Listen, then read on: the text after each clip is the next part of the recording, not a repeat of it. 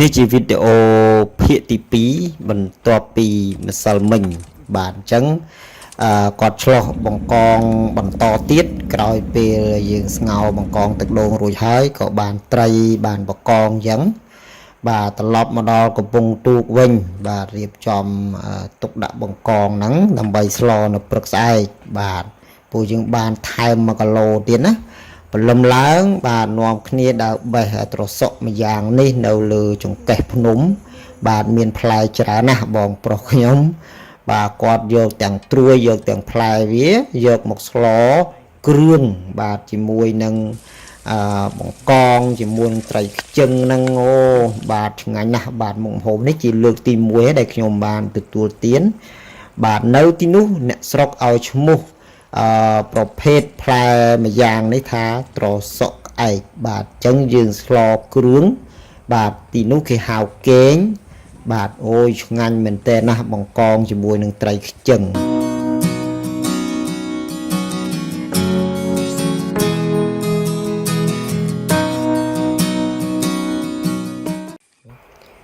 បាទជំរាបសួរលោកអ៊ំលោកពូអ្នកមីងលោកតាលោកយាយ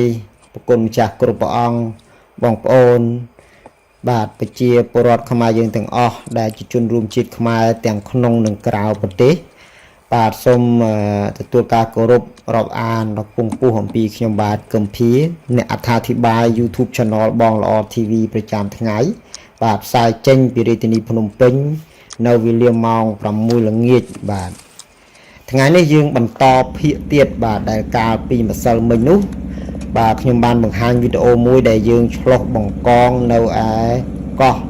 ពោលផ្លូវក្របីហើយយើងក៏មកក៏ឈប់សម្រាកនៅជើងភ្នំសាឡាមនាងផ្នែកខាងកើតហៅថាតំបន់កោះថ្មគោនេះបាទយើងស្ងោរបង្កងទទួលទានរួចហើយក៏បន្តបាទមកឆ្លោះបង្កងនេះនៅតាមបណ្ដោយព្រែកកំពង់សោមនឹងដដែលប៉ុន្តែនៅខាងកោះថ្មគោនេះតែម្ដងបាទអញ្ចឹងយើងចាប់បានត្រីខ្ជិងនេះមានទម្ងន់2ខាំកន្លះបាទអញ្ចឹងគឺធំបាទ3ធ្នាប់ដៃឯនោះហើយមានប្រវែងវែងបាទអញ្ចឹងពេលដែល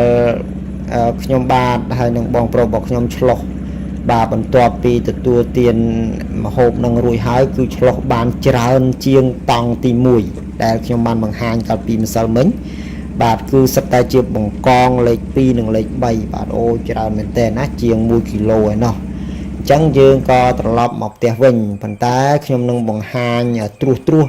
នៅចំណុចដែលបង្កងស៊ីច្រើននេះឲ្យបងប្អូនបានឃើញបន្ទាប់ពីម្សិលមិញបាទនេះគឺជាបង្កងលេខ3បាទសំទោសលេខ2បាទហ្នឹងហើយឃើញបានទៀតទេណាអញ្ចឹងយើងចាប់ផ្ដើមទៀតហើយបាទនៅទីនេះគឺទឹកហូរនាចទៅវិញហើយបានឃើញថ្មច្បាស់តែម្ដងហើយខ្ញុំជម្រាបជូនថានៅពេលដែលទឹកនាចបាទពីដំបូងពីប្រលប់ហ្នឹងគឺទឹកវាជោបាទដល់យើងឆ្លោះមកបញ្ចប់នេះគឺទឹកនាចទៅវិញបង្កងបានចុះមកពីខាងច្រាំងលើហ្នឹងគឺមកសន្សំជាមួយនឹងទឹកស្រកហ្នឹងបានឃើញនុយនេះដែលពួកយើងបានដាក់ហ្នឹងគឺបង្កងនឹងស៊ីនុយនឹងស្ទើរតែគ្រប់បាទបង្គោលទាំងអស់បាទស្ទើរតែគ្រប់អញ្ចឹងបង្គោលណាក៏មានបង្កងចូលស៊ីដែរដូច្នេះយើងអាចចាប់វាបានច្រើនណាហ្នឹងហើយខ្ញុំសូមឲ្យបងប្អូនបានទស្សនារហូតដល់ចប់បាទយើងមាននាទី50នាទីដើម្បីបង្ហាញបងប្អូនអំពីប្រភេទផ្លែឈើម្យ៉ាងដែលដុះនៅចង្កេះភ្នំហើយដុះតែពេលដែលមានភ្លើងឆេះព្រៃឬឆេះសម្រាមនៅព្រៃទេទើបដុះប្រសិនបើអត់មានភ្លើងឆេះទេបាទប្រភេទផ្លែឈើនោះគឺមិនដុះទេបាទគឺចម្លែកត្រង់ហ្នឹងហើយយើងអាចទទួលទានបានបាទដូច្នេះសូមទស្សនាទល់ចប់ទៅបាទមុននឹងយើងបង្ហាញអំពីផ្លែឈើនោះបាទខាងដើមនេះខ្ញុំបង្ហាញអំពីការឆ្លុះបង្កងហ្នឹងបាទខ្ញុំសូមឆ្លើយតបចំពោះបងប្អូនលោកតាលោកយាយដែលបានខមមិនសួរខ្ញុំនៅក្នុងវីដេអូកាលពីម្សិលមិញហ្នឹងហើយតាម Facebook Page ចៅដលតាមកោះនិងបងល្អ TV ក៏ដូចជាតាមទូរស័ព្ទបាទដោយសារតែបង្កងនេះគឺយើងរកលក្ខណៈគ្រួសារ បាទក្នុងមួយយប់គឺយើងអាចឆ្លោះបាន1គីឡូទៅ3គីឡូប៉ុណ្ណោះហើយបង្កងនេះគឺជាបង្កងដែលយើងឆ្លោះដោយចាក់កាលណាដែលយើងចាប់បង្កងដោយចាក់នេះគឺភាគរយនៃ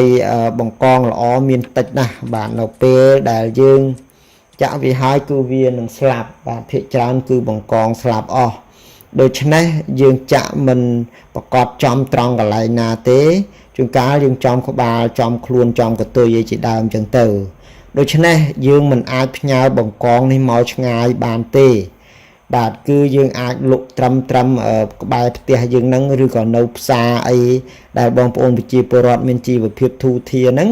ឬក៏បងប្អូនប្រជាពលរដ្ឋខ្លះទៀតដែលចង់ទទួលទាននៅទីនោះហ្នឹងគឺគេអាចទិញយកបង្កងរបៀបនេះគឺមានតម្លៃថោកជាងបង្កងដែលគេរកបានស្រស់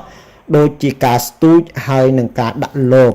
ពីព្រោះការស្ទូចនឹងដាក់លបបង្កងអាចនៅរស់ហើយរក្សាគុណភាពសាច់បានខ្ពស់ជាងបង្កងដែលយើងឆ្លោះចាក់បែបនេះដូច្នេះហើយបានជាបង្កងចាក់នេះគឺមានតម្លៃថោកជាងបង្កងដែលគេរកបានដោយស្ទូចឬក៏ដោយចិញ្ចឹមឬក៏ដោយការដាក់លបបាទអញ្ចឹងបងប្អូនសួរថាក្នុង1គីឡូប្រមាណបាទបងប្អូននៅទីនោះបាទគឺលក់មិនដូចគ្នាទេបាទបងប្អូនខ្លះគាត់លក់1គីឡូអញ្ចឹង35,000 40,000 45,000 50,000ឬ60,000គឺមិនទៀងទេទៅតាមគុណភាពនៃសាច់បង្កងដែលយើងឆ្លោះបានបាទនេះគឺខ្ញុំបាទកំភាសូមឆ្លើយតបទៅកាន់លោកអ៊ំលោកពូនិងមិញទាំងអស់ណាបាទសូមអធិស្ឋានខន្តីអភ័យទោសអស់ពីដួងចិត្តដែលខ្ញុំបាទឆ្លើយតបយឺតយ៉ាវនៅក្នុងខមមិននៃវីដេអូក៏ដូចជានៅតាម page ចៅដល់តាមកោះនោះដោយសារតែខ្ញុំបាទមានកិច្ចការរវល់នៅពេលថ្ងៃច្រើនមិនបានតាមដានខមមិនរបស់បងប្អូនលោកពូណាមីងលោកអ៊ំណាបាទសូមគោរពខន្តីអភ័យទោសបាទអោនលំទោនបន្នំពីម្រាមដៃដប់របស់ខ្ញុំបាទសូមអភ័យទោសណាអញ្ចឹងប្រសិនបើលោកអ៊ំតាមដានបងប្អូនមើលវីដេអូនេះបន្តនឹងបានដឹងពីចម្លើយនេះហើយបាទដូច្នេះប្រសិនបើបងប្អូននៅភ្នំពេញឬក៏នៅតាមបណ្ដាខេត្តនានានោះបាទខ្ញុំមិនអាចនាំយកបង្កងទាំងអស់នោះមកជូនបានទេបាទប្រសិនបើខ្ញុំជួបបង្កងដែលគេដាក់លបហើយនឹងស្ទូចខ្ញុំនឹងបញ្ជូនមកភ្លាមបាទប្រសិនបើខ្ញុំដឹងថាមានណាហ្នឹងប៉ុន្តែមួយករណីទៀតប្រសិនបើបងប្អូនបើកចិត្តបាទបើកចិត្តទទួលយកបាទខ្ញុំក៏អាចដាក់យកបង្កងដែលបងឆ្លោះបាននេះមកបកគលជូនលោកអ៊ំលោកតានិយាយចង់ទទួលទានដែរពីព្រោះខ្ញុំក៏បានធ្លាប់នាំយកបង្កងទាំងអស់ហ្នឹងដែលបងខ្ញុំរកបានហ្នឹងបាទយកមកទីក្រុងភ្នំពេញទៅជូនលោកអ៊ំបាទជាច្រើនអ្នកមកហើយដែរប៉ុន្តែគឺឆ្លោះធ្លោយតែម្ដងគត់គឺកាលនោះបងខ្ញុំទៅរកបង្កងបានច្រើនណាស់បាទធំមែនទែននៅខាងសមុទ្របាទគាត់ទៅឆ្លោះយប់ហ្នឹងគឺបានចំនួន2គីឡូកន្លះបាទបូកទាំងបង្កងតូចលេខ2លេខ3ហ្នឹងគឺចំនួន5គីឡូទៀតបាទខ្ញុំក៏យកមកភ្នំពេញហ្នឹងគាត់បានដាក់តកអីត្រឹមត្រូវបាទប៉ុន្តែបង្កងលេខ2លេខ3ហ្នឹងគឺល្អបាទយើងនៅរក្សាគុណភាពសាច់បានល្អប៉ុន្តែលេខ1នោះគឺបាក់កបាទស្ទើរតែ 80% ឯណោះដូច្នេះគឺមិនឆ្ងាញ់ដូចយើងទទួលទានភ្លាមនៅរយៈពេលខ្លីនៅទីនោះទេបាទព្រោះយើងទម្រាំតែមកដល់ភ្នំពេញយើងផ្ញើតាមឡានឈ្នួលដែលគេជិះតាមផ្លូវជាតិលេខ4បាទទម្រាំតែមកដល់ភ្នំពេញយើងប្រើរយៈពេលចន្លោះពី3ម៉ោងទៅ4ម៉ោងឯណោះបាទដូច្នេះគឺបូកទាំងម៉ោងដែលយើងចេញទៅរកមួយយប់ទល់ភ្លឺនេះទៀតបាទបូកទាំងមុនម៉ោងចេញមកទៀតហើយនឹងទម្រាំតែជញ្ជូនទៅដល់ផ្ទះបងប្អូនពេលវេលាគឺឆ្ងាយណាស់បាទអាចនឹងធ្វើឲ្យសាច់បង្កងនេះធ្លាក់គុណភាពបានបាទនេះគឺជារឿងទី2បាទដូច្នេះសូមបងប្អូនលោកតាលោកយាយទាំងអស់ដែលចង់ទទួលទានហ្នឹងគឺសូមអធិស្ឋានផងណាបាទអញ្ចឹងខ្ញុំយកមកច្រើនដងដែរប៉ុន្តែខុសតែម្ដងហ្នឹងទេបាទអញ្ចឹងគឺបើសិនជាបងប្អូនចង់ទទួលទានបងប្អូនអាចទិញឬក៏ជាវយកបង្កងដែលស្ទូចនិងដាក់លបណានេះបងប្អូនឃើញទេនៅពេលដែលយើងចាក់គឺបង្កងអត់មាននៅរសចឹងទេហើយនៅពេលដែល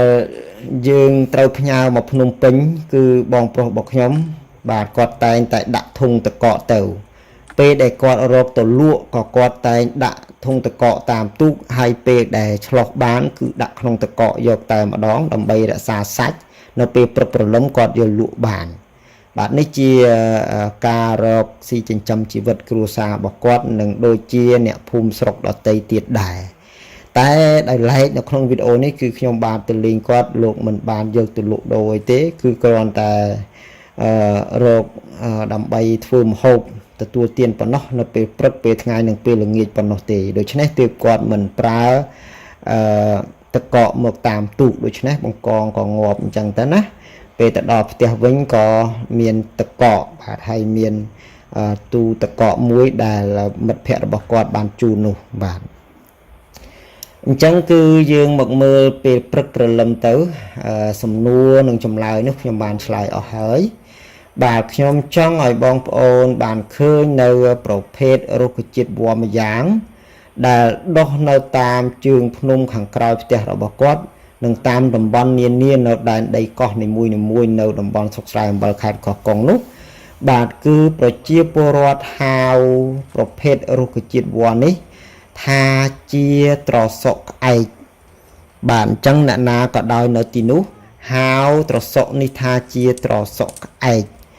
បាទអញ្ចឹងបងប្អូនចាំមើលរូបរាងបាទខ្ញុំចម្លែកណាស់ហើយក៏មិនដឹងជាត្រូវនិយាយយ៉ាងណាដែរដោយសារតែនៅខាងតំបន់ស្រុកខ្ញុំដីខ្សាច់ក៏មានរុក្ខជាតិប្រភេទនេះដុះដែរប៉ុន្តែបងប្អូនប្រជាពលរដ្ឋទៅខាងខ្ញុំនោះពុំឃើញមានអ្នកភូមិណាម្នាក់ទទួលទានផ្លែរបៀបនេះទេផ្លែរបៀបនេះគឺមានពីរប្រភេទត្រវែងជ្រុងនិងត្រវែងមូលហើយខ្ញុំបង្ហាញនេះវាជាពេញប៉ោះព្រៃទេដែលយើងនៅនឹកសំណោះកាលនៅក្មេងៗមើលគោខ្វៀលកបីអីនោះយើងអត់មានអីទទួលទាននាំគ្នាដណ្ដើមគ្នាបេះណាបាទនៅខាងក្នុងហ្នឹងគឺមានក្របមូលយើងអាចទទួលទានបានណាបាទដូចជាបេះដូងអញ្ចឹងកាលនោះក្មេងៗខ្វៀលគោគេចំអែចំអន់គ្នាលេងណាហ្នឹងហើយឲ្យតែឃើញដើមនឹងដុះគឺយកស្អីក្របហើយបាទបាំងកុំឲ្យគេឃើញទុកយកផ្លែហើយទៅមាននារីហើយនឹងក្មេងៗជំទង់ចំអែចំអន់គ្នាណាម្នាក់នោះស្រឡាញ់អូនឯងហើយទៅយូរទៅលងដល់លងទៅយកបេះអាផ្លែហ្នឹងគឺជាកញ្ចប់នៃសេចក្តីស្នេហាណាពូផ្លែហ្នឹងវាដូចបេះដូងអញ្ចឹងគេក្តាប់បាទគេក្តាប់ខ្ញុំនិយាយបន្តិចចុះបាទគេក្តាប់អាផ្លែពេញប៉ោះហ្នឹងបាទពេញប៉ោះព្រៃហ្នឹងបាទក្តាប់ទៅគេដាក់2បាទហើយទៅគេទៅចំអែចំអន់ទៀតបាទចំអែចំអន់ហើយនោះម្នាក់នោះគេផ្ញើអីឲ្យណាអីគេទៅខាងនារីឆ្លើយថាអីគេទៅដល់ពេលលាដៃហ្នឹងទៅនោះសង្ហាចិត្តចូលរូបបេះដូងមិនស្រឡាញ់ហើយបេះ2មានន័យថាបេះដូង2ឯងយើងដាក់ទឹមគ្នាបាទអនុស្សាវរីយ៍ខ្ញុំកាលនៅពីក្មេងបាទអញ្ចឹងយើងមកចូលសាច់រឿងរបស់យើងវិញបាទនេះបាទត្រសក់ក្អែកនៅខាងស្រុកស្រែអំបិលខេត្តកោះកុងគឺរបៀបនេះទៅវិញបាទតើសូមចិត្តអំពីលោកអ៊ំលោកពូអ្នកមីងលោកគ្រូសាស្ត្រាចារ្យបាទបណ្ឌិតកវីអាជីវករលោកអ៊ំមានវ័យចំណាស់មានបទពិសោធន៍ច្រើនទាំងឡាយប្រសិនបើស្គាល់ឈ្មោះនៃរុក្ខជាតិវល្លិបែបនេះជួយប្រាប់ដល់ក្មួយដល់ប្អូនដល់ខ្ញុំបាទផងបាទពីព្រោះមានតម្លៃណាស់បាទរុក្ខជាតិប្រភេទនេះនៅទីនោះគេទទួលទានហើយរសជាតិឆ្ងាញ់ណាស់បាទគឺដូចម្រះអញ្ចឹងវាល្វីងហើយក៏បាត់ជាតិល្វីងដរាបណាដែលយើងលេបចូលទៅក្នុងពោះបាទទៅគឺបាត់ជាតិល្វីងតែម្ដងពេលដែលយើងកំពុងទំពាគឺល្វីងឡែមអូយឆ្ងាញ់មែនទែនបាទហើយនៅស្រុកខ្ញុំមានដុះ2ប្រភេទគឺដុះអំពីរូបរាងបែបនេះមួយនិងវែងហើយរលោងមួយបាទអញ្ចឹងបងប្អូនមើលច្បាស់ណាអានេះគឺត្រវែងខ្លីបាទរាងត្រវែងបន្តិចហើយជ្រុងឆ្នោតប៉ុន្តែមានមួយប្រភេទទៀតត្រវែងហើយរលោងបាទអញ្ចឹងអាត្រវែងហើយរលោងហ្នឹងគឺពុលស្លាប់បាទពុលគឺអត់មានអ្នកណាហ៊ានទទួលទានទេហើយអាត្រវែង ជ្រុងស្នូតនេះគឺយើងអាចទទួលទានបាននេះបើតាមពាក្យសម្ដីរបស់អ្នកស្រុកនៅទីនោះមានបងស្រីថ្លៃរបស់ខ្ញុំគាត់ជាអ្នករាយរាប់ប្រាប់នេះឯងបាទប៉ុន្តែនៅខាងខ្ញុំខេត្តតាកែវមិនដែលឃើញមានអ្នកណាទទួលទានឡើយបាទអញ្ចឹងការហៅឈ្មោះនៃរុក្ខជាតិវល្លិប្រភេទនេះគឺត្រសក់ក្អែកទៅវិញដោយឡែកតាមដែលខ្ញុំធ្លាប់ដឹងមកត្រសក់ក្អែកនៅតំបន់ខ្លះដូចជានៅខាងខេត្តពោធិ៍សាត់បាទនៅខាងកពតបាទគេហៅត្រសក់ក្អែកនោះមានរូបរាងផ្សេងពីនេះទៅវិញបាទត្រសក់ក្អែកនៅទីនោះមានរាងមូលបាទល្វីងដូចគ្នាប៉ុន្តែមូលដូចត្រសក់ស្រូវគេហៅថាlemon đu ណាឬក៏kiwi បាទរូបរាងវាគឺមូលអញ្ចឹងហ្នឹងហើយតំបន់ខ្លះគេហៅត្រសក់ស្វាបាទតំបន់ខ្លះទៀតគេហៅថាឪឡឹកព្រៃបាទត្រសក់ល្វីងបាទឬក៏ត្រសក់ក្អែកហ្នឹងបាទហើយប្រសិនបាទនៅតំបន់ខ្លះទៀតបាទដូចជាទៅខាងចំបានទៅដល់ខេត្តតាកែវប៉ុន្តែទៅខាងជំនាញចិត្តភ្នំដិននោះបាទគេហៅថាត្រសក់អំបែងចានទៅវិញបាទវាទៅជាអញ្ចឹងទៅវិញបាទអញ្ចឹងគឺឈ្មោះច្រើនបាទត្រសក់ល្វីងត្រសក់អំបែងចានត្រសក់ស្វាឬក៏ត្រសក់ឪឡឹកព្រៃសំទោសគឺត្រសក់ក្អែកនិងឪឡឹកព្រៃបាទវាទៅជាអញ្ចឹងទៅវិញបាទអញ្ចឹងវាមានរូបរាងមូលរូបរាងទ្រវែងជ្រុងនិងរូបរាងទ្រវែងរលោងបាទអញ្ចឹងអត់ដូចគ្នាទេដូច្នេះខ្ញុំបង្ហាញនេះគឺបង្ហាញទៅលើរូបរាងត្រសក់នេះបាទជ្រុងទ្រវែងឆ្នូតទៅវិញបាទអញ្ចឹងសូមបងប្អូនពិនិត្យណាបាទខ្ញុំបង្ហាញជូននេះបាទលេងស្រាប់តែឃើញស្តៀងបេះទទួលទានដែរគ្រោះថ្នាក់ណាខ្ញុំសូមបង្ហាញឲ្យច្បាស់ហើយនៅពេលដែលខ្ញុំធ្វើម្ហូបហ្នឹងគឺបងប្អូនសូមពិនិត្យបាទអញ្ចឹងបងប្អូនមើលណាបាទគឺរាងទ្រវែងឆ្នូតជ្រុងតូចហើយអានេះគឺទុំនេះអត់អាចយកទៅស្លបានទេនឹងរលួយវល់តែម្ដងហើយខាងក្នុងកាច់មកគឺដូចជាផ្លែផាសសិននេះជាដើមដូចគ្នាបាទហើយរសជាតិឆ្ងាញ់ណាស់បាទខ្ញុំបានឃើញ Facebook មួយដែលបានថតបង្ហោះកាលពីថ្ងៃទី22 ជូឡាយនេះសំទោស22 ជូននោះគឺបង្ហាញថាសម្លកេងសាច់ជ្រូកជាមួយនឹងត្រសក់ក្អែកនឹងដូចគ្នាដែរប៉ុន្តែមិនដឹងជាប្រភពមកពីបណ្ដាខេត្តណានោះទេបាទដូច្នេះសូមបងប្អូនលោកតាលោកយាយមេត្តាពិនិត្យហើយប្រសិនបើបានស្គាល់ច្បាស់បាទជាពិសេសលោកអ៊ំចាស់លោកពូអ្នកមីងដែលមានអាយុច្រើនបាទអាចបង្ហាញពីបទពិសោធន៍ជំរាបប្រាប់អំពីផ្លែឈើផ្លែនៃប្រភេទរុក្ខជាតិវល្លិនេះដល់ក្មេងៗចំនួនក្រោយក៏ដូចជាអ្នកសិក្សាស្រាវជ្រាវនិងអ្នកទស្សនាទាំងអស់បានយល់អំពីប្រភេទរុក្ខជាតិនេះផងបាទអញ្ចឹងអាហារដែលគេយកទៅធ្វើភាគច្រើនគឺអន្លក់និងធ្វើឆាគ្រឿងនេះហើយបាទគឺឆ្ងាញ់មែនទែនដែលអ្នកស្រុកនៅតំបន់កោះនោះហៅថាកេងទៅវិញបាទ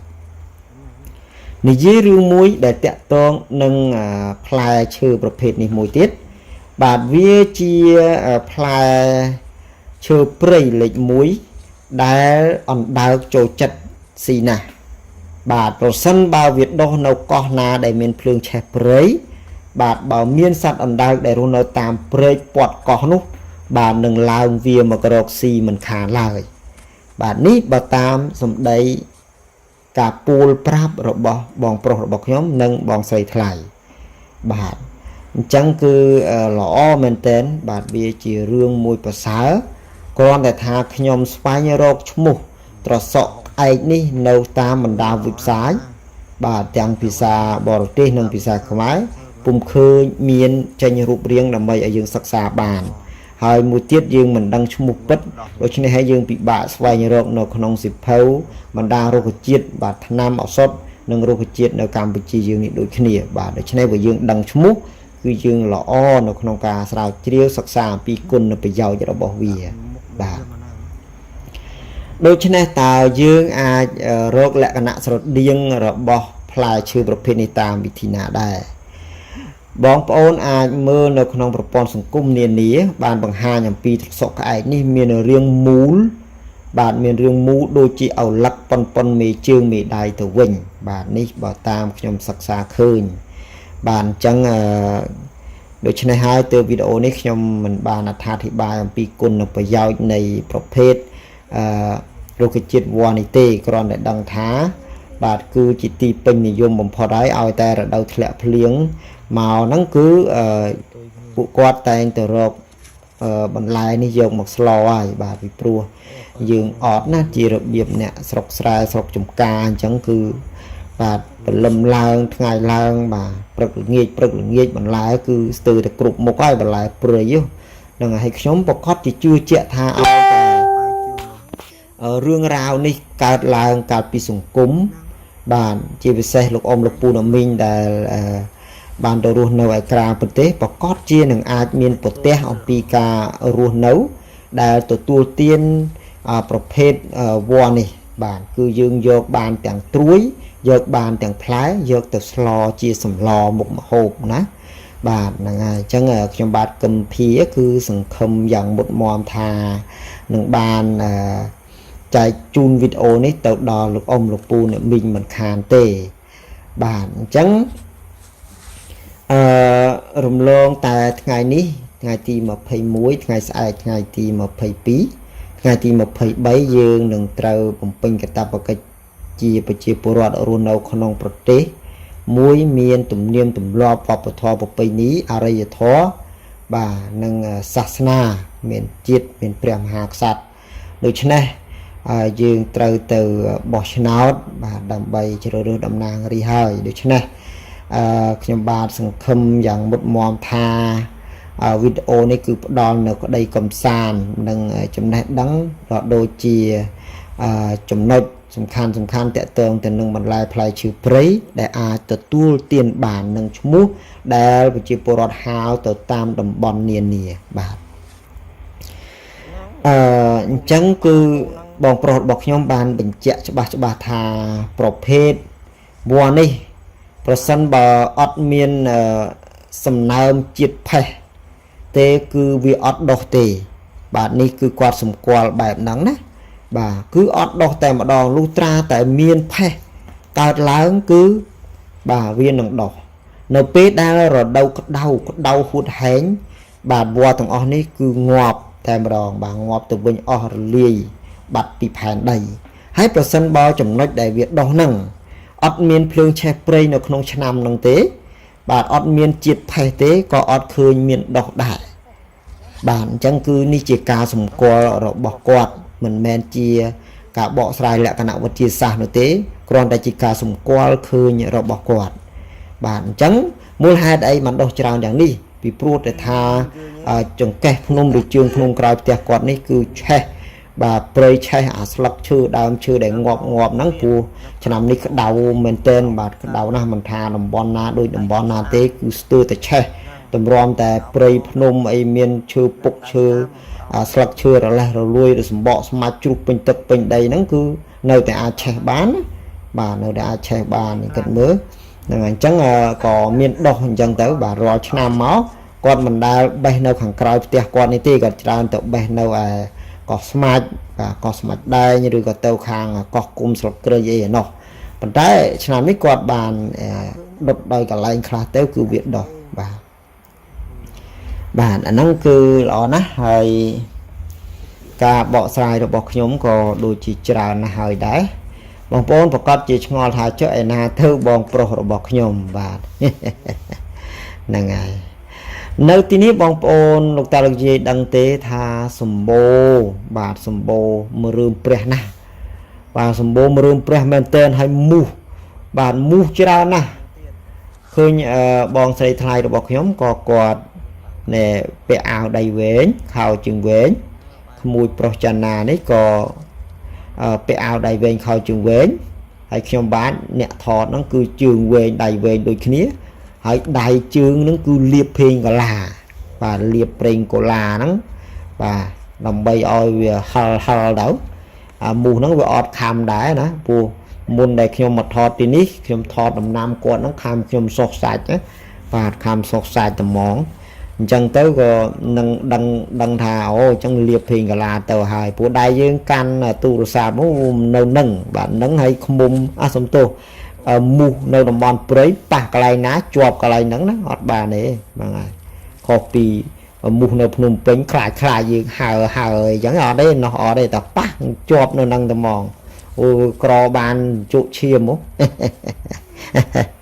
បាទនៅទីនេះគឺពីរដូវប្រាំងបងប្អូនឃើញថ្មឃើញដីច្បាស់រដូវវស្សាមកដល់គឺនេះតែម្ដងបាទគឺណែនណាន់តាន់តាប់តែម្ដងដោយស្មៅនិងវល្លិច្រើនបាទហើយខ្ញុំត្រឡប់មកភ្នំពេញវិញបាទជើងហើមបាទមិនទាន់បានធូរនៅឡើយទេមុតវល្លិហើមចុងប្រព័ន្ធណាណីសឹងតែคลายទៅហើយចេះលាបថ្នាំទាន់ណាបាទ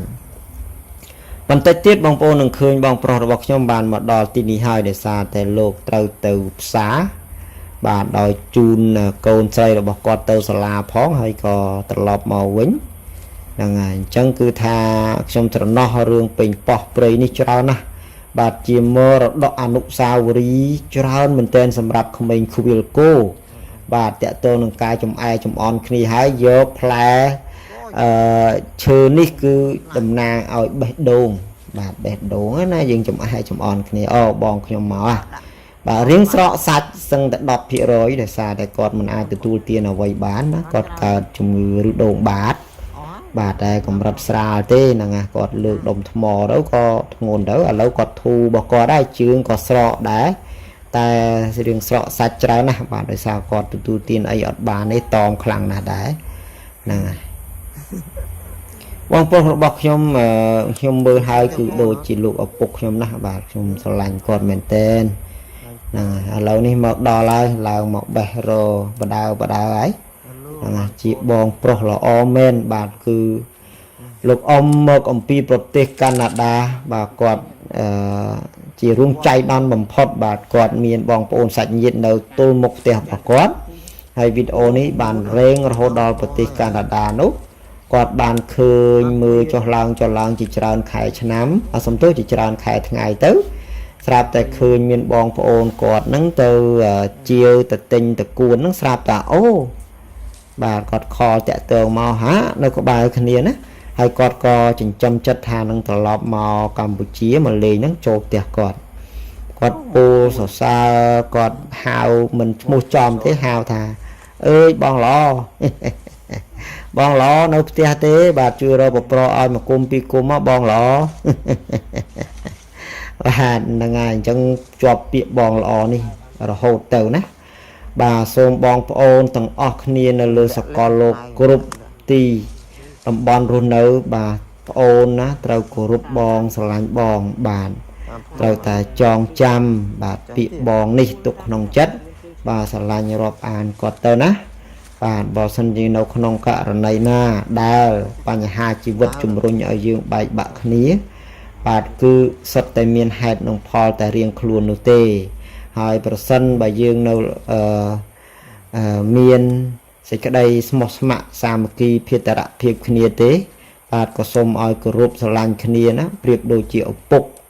បាទរូបបងប្រុសគឺដូចជាឪពុកអញ្ចឹងបងស្រីប្រៀបដូចម្ដាយបាទទម្ងន់នៃគុណដែលពោយើងមើលថែប្អូនណាបាទយើងត្រូវរក្សាពាក្យនេះទុកនៅក្នុងដួងចិត្តយើងទៅបាទយើងនឹងមានសេចក្តីសុខនិងសប្បាយរីករាយមិនខានឡើយបាទគុណគឺផ្ដល់ឲ្យគ្នាទៅវិញទៅមកបាទប្រសិនបើមានទៅអត់មានមកអាហ្នឹងចាត់ទុកថាជារឿងកម្មព្រីនិស័យទៅណាប្រសិនជាយើងមានឱកាសយើងស្រឡាញ់រាប់អានគ្នាបានគឺបន្តរហូតទៅណាកុំឲ្យមានការបែកបាក់ឡើយបាទនេះជាពាក្យពេចន៍ដ៏ពីរោះរបស់ព្រះអិនបាទនៅចាំទេបាទបងប្អូនអាចមើលបីដកក៏បានដែរបាទឥឡូវនេះយើងមើលបន្តទៀតបាទនៅពេលដែលយើងយកមកស្លោបាទយើងត្រូវចាត់គ្រាប់ខាងក្នុងចេញទៅបាទបើវាខ្ចីខ្លាំងគឺមិនរង្គោះគ្រាប់ដាច់ពីសម្បកទេបាទតែបើសិនជាចាស់រហូតដល់ទុំវានឹងរលុងយើងស្រួលបកបាទដូច្នេះខ្ញុំក៏បានចូលរួមនៅក្នុងការជួយគាត់ដែរ បាទនេះគឺខ្ញុំហើយ មុននឹងយើងទៅរកឃ្មុំបាទពេលព្រឹកហ្នឹងគឺស្លម្ហូបទាំងអស់នឹងទទួលទានឲ្យឆ្អែតបានយើងចេញទៅរកឃ្មុំជាមួយគ្នាទៀតបាទអញ្ចឹងវីដេអូឃ្មុំនោះខ្ញុំបង្ហាញនៅថ្ងៃស្អែកឥឡូវនេះយើងមកមើលអំពីរបៀបចម្អិនប្រភេទសម្លនេះម្ដងបាទបងប្រុសរបស់ខ្ញុំគាត់ព្យាយាមចាត់យកក្របខាងក្នុងចេញទៅ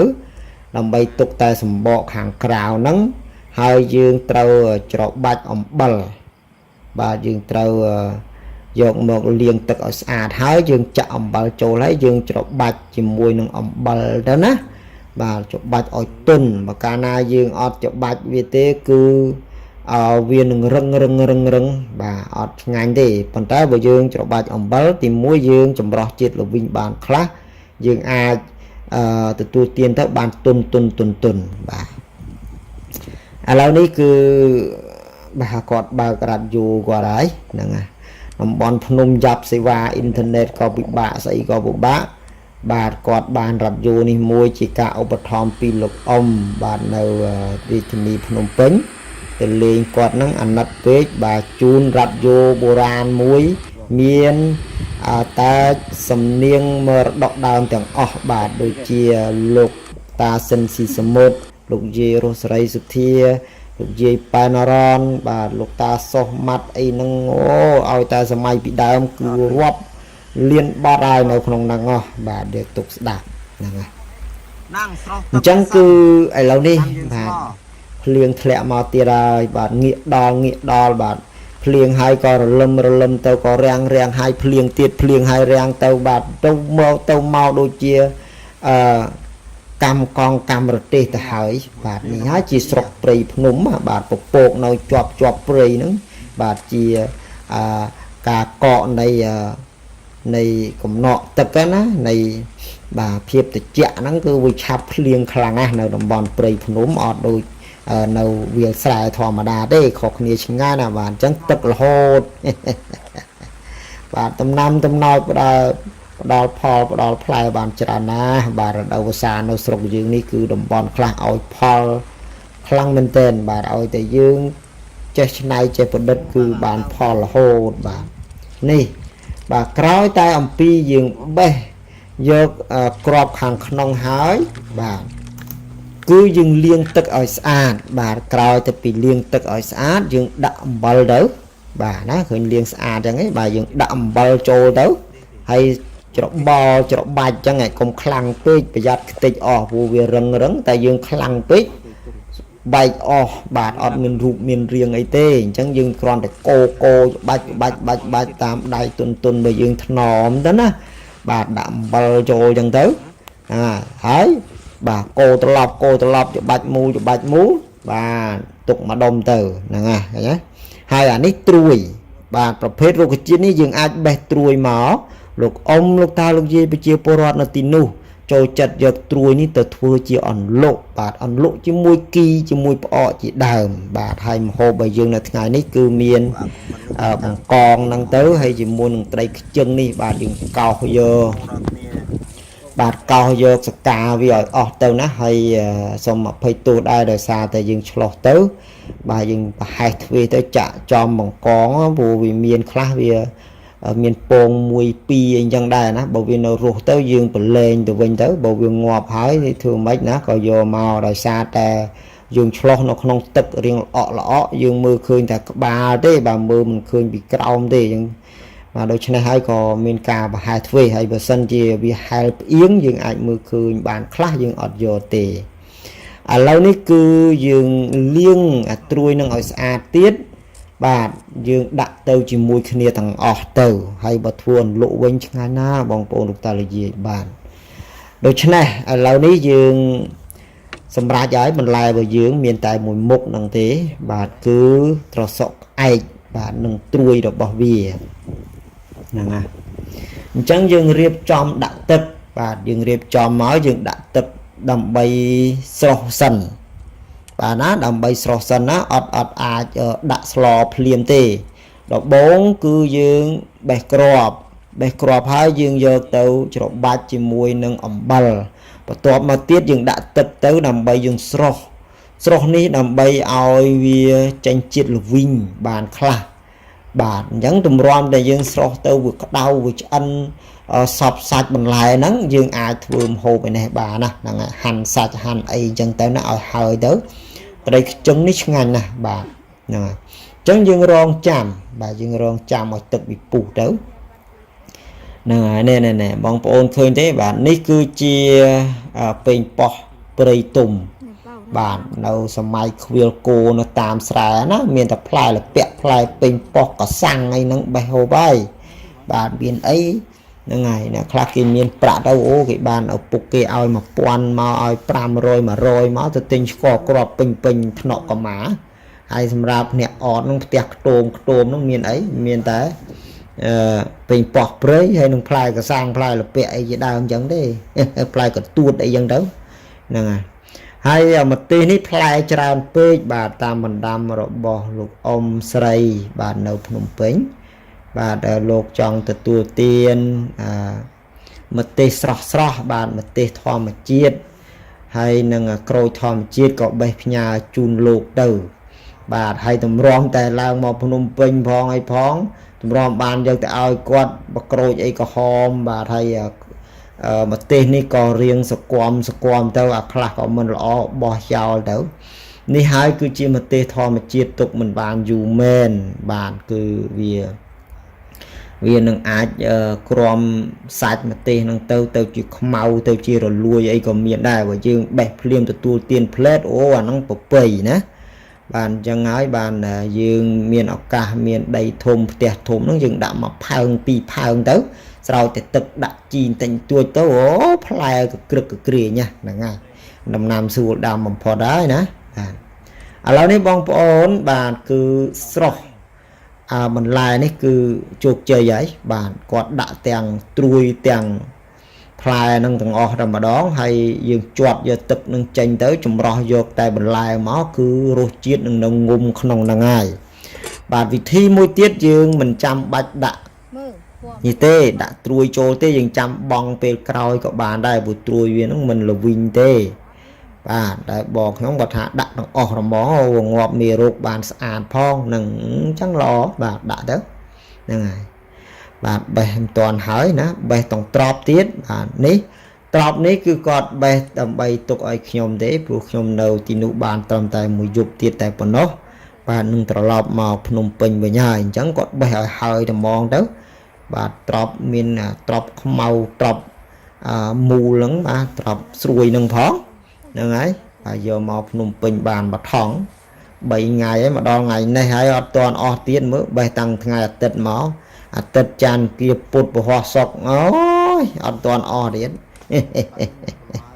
បាទនេះទឹកចិត្តបងណាស្រឡាញ់ប្អូនហើយទៅហើយបេះផ្ញើអីទៅឥឡូវនេះយើងច្រោះឃើញទេបាទយើងចាក់ដាក់កញ្ច្រែងចឹងមកហើយ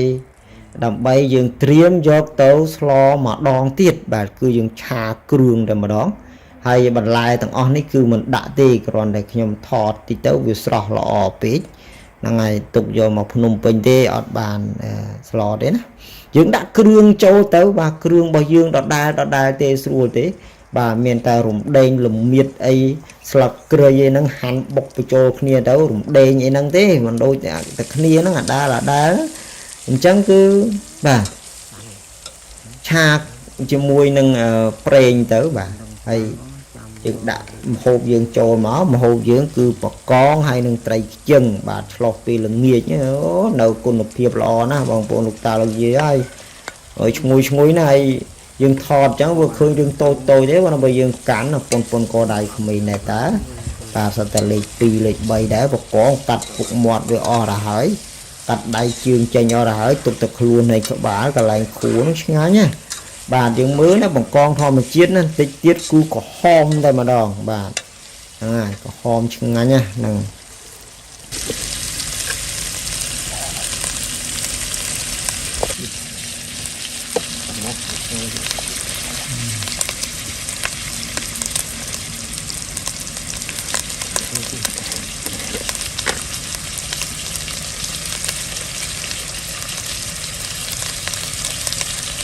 rồi con ban đôi chúng mình ban chân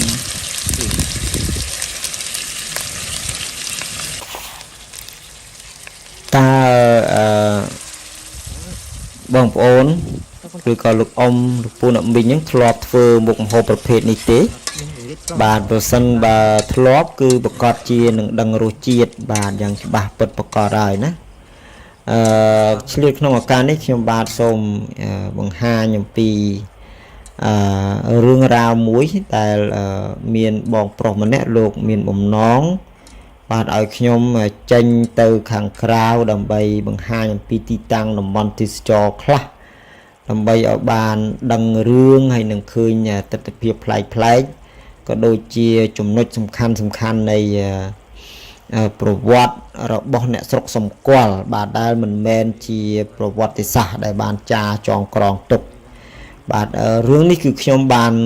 គិតទុកជាយូរណាស់មកហើយគ្រាន់តែខ្ញុំរកពេលមិនទាន់បានបាទដូច្នេះគង់តែនឹងបានបង្ហាញទេប្រវត្តិរបស់អ្នកស្រុកសម្គាល់មិនដូចជាប្រវត្តិរបស់ការចងក្រងទុកជាប្រវត្តិសាស្ត្រនៅក្នុងកម្រងឯកសារឡើយបាទអញ្ចឹងរឿងពីរនេះខុសគ្នាណាបាទដូចជានៅខាងស្ទឹងពង្រូលបាទខាងជំនឿរបស់អ្នកស្រុកគឺសម្គាល់ទៅលើផ្សេងរឿងផ្សេងហើយតាមប្រវត្តិសាស្ត្រយើងទៅផ្សេងបាទដូចនេះវាអត់ដូចគ្នាទេប៉ុន្តែយើងរស់នៅក្នុងចង្កោមនៃជ្រងវាក់ទំនាញគ្នាទៅវិញទៅមកបានយើងមានក្តីសុខនិងសប្បាយរីករាយហើយចង់ដឹងចង់ឮនិងបានយល់ពីរបៀបរបបរស់នៅបាទដូច្នេះខ្ញុំគ្រោងថានឹងធ្វើក្នុងពេលឆាប់នេះហើយបាទហ្នឹងហើយអញ្ចឹងគឺខ្ញុំនឹងបង្ហាញជូនមិនយូរឡើយឥឡូវនេះគឺយើងមើលនៅពេលដែលម្ហូបរបស់យើងឆ្អិនសពសាច់ជាមួយគ្រឿងទើបយើងដាក់ប្រភេទបន្លែនេះចូលទៅបាទខ្ញុំថាឆ្ងាញ់គឺឆ្ងាញ់ហើយបាទបងប្អូនលោកតាលោកយាយទាំងអស់បាទបងប្រុសសារ៉ាត់បងស្រីតាំងលីវ៉ាត់តាំងហើយនឹងបងបោគ្រូសាបងបោលោកអ៊ំនៅភ្នំពេញបាទលោកតាលោកយាយអ៊ំឈូកឡាចអីហ្នឹងបាទលោកអ៊ំមើលតើធ្លាប់ទទួលទានទេឆ្ងាញ់ណាស់បាទខ្ញុំមិននឹកស្មានថារសជាតិល្វីងនៃផ្លែនេះគឺល្វីងមិនជាប់មាត់ទេបាទគឺថាយើងខំក្រឹបទៅល្វីងតិចទេហើយយើងខំជាមួយនឹងសាច់ទៅបាទសាច់បកងហ្នឹងទៅឬក៏ខំជាមួយសាច់ត្រីខ្ជិងដុំហ្នឹងទៅហើយក្រឹបដាក់បាយសាបទីទៅអូយឆ្ងាញ់មែនតើលោកព្រះហើយហ្នឹងហើយនៅពេលដែលយើងលេបបាត់ផុតពីបំពង់កទៅជាមាត់យើងនឹងធម្មតាណាមានន័យថាជាតិរបស់វានឹងមិនចាប់ជាមួយនឹងសាច់នៅជុំវិញមាត់របស់យើងទេវាទៅបាត់អស់ហើយអត់ដូចផ្សិតស្មាច់ទេផ្សិតស្មាច់គឺជាប់នៅនឹងតែម្ដងបាទមករះអីហ្នឹងស្ដៅអីហ្នឹងគឺនឹងចឹងតែម្ដងប៉ុន្តែនេះគឺអត់ទេទៅបាត់តែម្ដងបាទទទួលទានទឹកឬទឹកដោះគោអីទៅបាត់ទៅឆឹងបាទអញ្ចឹងរសជាតិឆ្ងាញ់ដឹងពេលដែលយើងកំពុងទទួលទានហ្នឹងឥឡូវនេះគឺបានបញ្ចប់ជាស្ថាពរហើយបាទឆ្ងាញ់បាទយើងដើរបេះផងធម្មជាតិទៀតណាបាទបង្កងយើងឆ្លោះបានណាត្រីខ្ជិងអីហ្នឹងឥឡូវនេះគឺថាមួយឆ្នាំងនេះគឺមានតែ3នាក់ទេបាទគឺចានខ្មៅនេះមិនមែនតូចទេណាធំចានខ្មៅនេះចានជ្រូងធំសុំចាញ់បាទចានជ្រូងធំមកចាក់2ចានបានចាននេះមួយណាហ្នឹងហើយអញ្ចឹងបាទខ្ញុំបងប្រុសរបស់ខ្ញុំហើយនឹងភរិយាគាត់បាទយើងទទួលទានជុំគ្នានៅក្រោមដំបូលខ្ទមរបស់យើងបាទហើយកូនរបស់គាត់នឹងធីរីក៏ទៅសាលាទៅហ្នឹងហើយកូនប្រុសរបស់គាត់ច័ន្ទណាអត់ចេះទេបាទល្វីងនេះអត់ចេះសតបាទគេមានបកងគេយកទៅអាំងខ្លួនគេទៅបាទគេអត់ចេះទេហ្នឹងហើយអញ្ចឹងមានតែឪពុកហើយម្ដាយហ្នឹងហើយ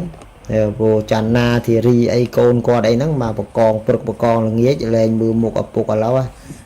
សុំតា1000 2000មកទីទិញពងទាបាន2មកម្នាក់2យកមកជៀនខ្លួនគេស្ងោរអីចឹងទៅយីមានចឹងទៀតបាទហ្នឹងហើយឥឡូវនេះគឺ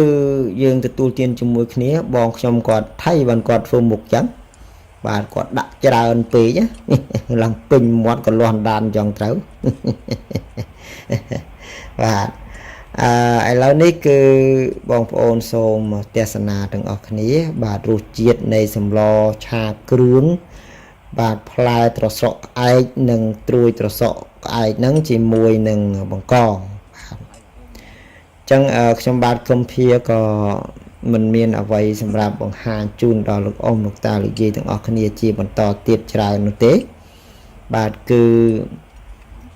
មានតែសេចក្តីអំណរអរគុណយ៉ាងក្រៃលែងសម្រាប់ការគាំទ្រតាមដានទេសនាជាប្រចាំថ្ងៃបាទពីសំណាក់បងប្អូនប្រគុណចាស់លោកអ៊ំលោកតាលោកយាយទាំងអស់គ្នាទាំងចិត្តទាំងឆ្ងាយទាំងក្នុងនិងក្រៅប្រទេសទាំងអស់បាទដែលមានភាពសប្បាយរីករាយនឹងធម្មជាតិស្រុកស្រែចម្ការតំបន់ព្រៃភ្នំនិងតំបន់កោះបាទដែលមានជីវភាពបែបអ្នកស្រុកអ្នកចម្ការមានបងប្រុសរបស់ខ្ញុំជាគំរូនេះបាទតែរៀងរាល់ថ្ងៃហើយខមមិនពាក្យពេចន៍ល្អចេញអំពីបេះដូងចេញអំពី feeling បាទអារម្មណ៍របស់បងប្អូនលោកតាលោកយាយបាទសម្រាប់ជីវិតរស់នៅរបស់គាត់នៅតំបន់ផ្សេងបាទដូច្នេះខ្ញុំបាទគំភាទទួលរីករាយជានិច្ចសម្រាប់ការរាប់អានប្រស្រ័យតាក់ទងគ្នាបាទដូច្នេះហើយខ្ញុំបាទសូមអភ័យទោសបាទចុងក្រោយនេះសម្រាប់ពាក្យពេចន៍ការអត្ថាធិប្បាយមានពំនួលសំនៀងវោហារស័ព្ទមិនល្អមិនសទន់គប់ចិត្តចរិតអធិស្ឋានរបស់លោកអ៊ំលោកតាលោកយាយនោះបាទសូមមេត្តាខន្តីអភ័យទោសបាទអស់ពីចិត្តពីថ្លើមជូនចំពោះខ្ញុំបាទហ្នឹងហើយខ្ញុំក៏សូមផ្ញើសេចក្តីនឹករលឹកទៅកាន់លោកអ៊ំលោកតាលោកយាយដែលស្និទ្ធស្នាលឧស្សាហ៍ខលមកលេងនឹងឆាតឬក៏មាន friend នៅក្នុង Facebook page ឬក៏ Facebook អីហ្នឹងបាទសូមទទួលការសួរសុខទុក្ខពីខ្ញុំបាទគំភាផងបាទហើយប្រសិនបើមានឱកាសបាទយើងនឹងបាននិយាយគ្នាលេងបាទដូច្នេះពេលវេលារបស់ខ្ញុំគឺកាន់តែខើចខ្លីហើយបាទដូច្នេះខ្ញុំមានវីដេអូតែមួយទៀតទេបាទដែលនឹងត្រូវបង្ហាញនៅថ្ងៃស្អែកជាពេលវេលាដែលខ្ញុំនៅជាមួយគាត់